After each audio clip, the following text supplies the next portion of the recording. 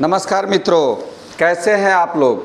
मित्रों, मैं प्रतिदिन आप लोगों को आप लोग से संबंधित जानकारी देते रहता हूं, या कोई ऐसी रोचक जानकारी होती है जो आपको इसलिए देता हूं ताकि उस जानकारी से आप अवगत हो सकें। ये संयुक्त राष्ट्र की रिपोर्ट है, संयुक्त राष्ट्र संघ का रिपोर्ट है।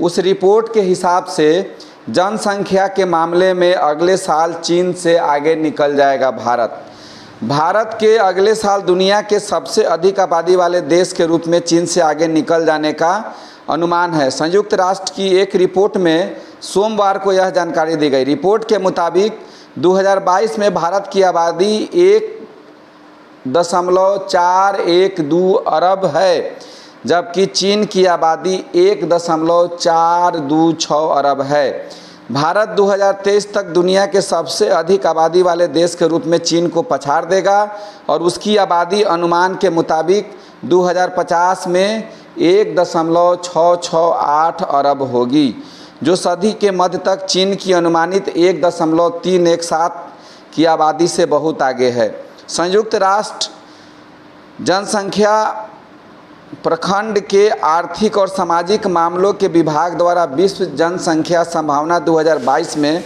कहा गया है कि दुनिया के दो सबसे अधिक आबादी वाले क्षेत्र पूर्वी और दक्षिण पूर्व एशिया थे, जहां 2.3 अरब लोग रह रहे हैं, जो वैश्विक आबादी के 29% का प्रतिनिधित्व करते हैं।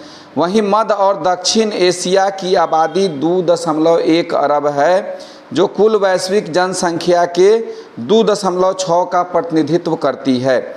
रिपोर्ट के मुताबिक वैश्विक जनसंख्या 15 नवंबर 2022 को 8 अरब तक पहुंचने का अनुमान है। संयुक्त राष्ट्र के नवीनतम अनुमानों से पता चलता है कि दुनिया की जनसंख्या 2030 में लगभग 8.5 अरब और 2050 में 9.7 अरब तक बढ़ सकती है। इसके 2080 के तक 10.4 अरब होने की संभावना है और 2100 तक उसी स्तर पर बने रहने का अनुमान है। बढ़ती जनसंख्या का जो कारण बताया गया है, उसका सबसे मुख्य कारण प्रजनन दर में बढ़ोतरी और मृत्यु दर में कमी को कहा जा रहा है। अगर बात वर्ष 2090 की जाए तो उस वक्त दुनिया की आबादी 2 अरब से कम थी। इसके मुकाबले 122 वर्षों में ही आबादी 4 गुना अधिक हो गई है। वर्तमान पीढ़ी को अब तक की सबसे बेहतर स्वास्थ्य सुविधाएं आदि उपलब्ध हो रही है। दुनिया में प्रजनन दर पहले के मुकाबले भले ही कम हुई हो, लेकिन अब भी कई देशों में यह काफ़ी ज़्यादा है। इसका कारण शिक्षा और जागरूकता की कमी है। विश्व अनुमान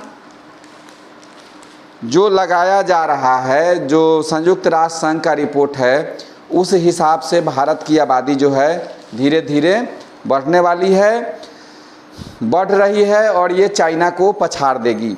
इसके पीछे जो डेटा जो दिया गया है, इस डेटा में सबसे बड़ी जानकारी यह दी गई है कि जहां पहले भारत में मृत्यु दर अधिक था और जन्म दर कम था, वहीं जन्म दर तो अपने जगह है या थोड़ा सा बढ़ा है, लेकिन मृत्यु दर लगभग रुक गया है। लोगों की औसत आयु जो है पहले से बढ़ी है, इसके कारण यहाँ की जनसंख्या बढ़ रही है। जनसंख्या का विस्फोट जो हो रहा है वह भारत के सामने एक चुनौती है ही। सबसे बड़ी चुनौती क्या है कि यहाँ पर बेरोजगारी की समस्या बहुत ज़्यादा बढ़ेगी। अगर खाद्य फसलों का अगर उत्पादन सही ढंग से नहीं हुआ तो आने वाले समय में भूखमरी की स्थिति पैदा हो सकती है। इसलिए सरकार को कृषि क्षेत्र पर अधिक से अधिक इन्वेस्ट करना पड़ेगा। किसानों को अधिक से अधिक सुविधाएं देनी पड़ेगी। किसानों को फसल को उगाने में जितनी पर्याप्त सहायता है उससे कहीं अधिक देनी पड़ेगी, तब जाके जो है वह जनसंख्या के अनुपात में राशन का जो अनुपात होगा जनसंख्या के अनुपात में वह सही होगा। हमें सजग होना चाहिए। हमारे दो के सिद्धांत पर चलना चाहिए ताकि जनसंख्या बैलेंस रहे और इसके साथ साथ अन्न उत्पादन के क्षेत्र में भी हमें तेज़ी से प्रगति करनी पड़ेगी और रोजगार के अवसर के लिए भी तरह तरह के विकल्प बनाने पड़ेंगे। सरकारी नौकरियों के अलावा हर क्षेत्र में रोजगार को बढ़ावा देना पड़ेगा, ताकि जो भी लोग हों वह बेरोजगार नहीं पड़े।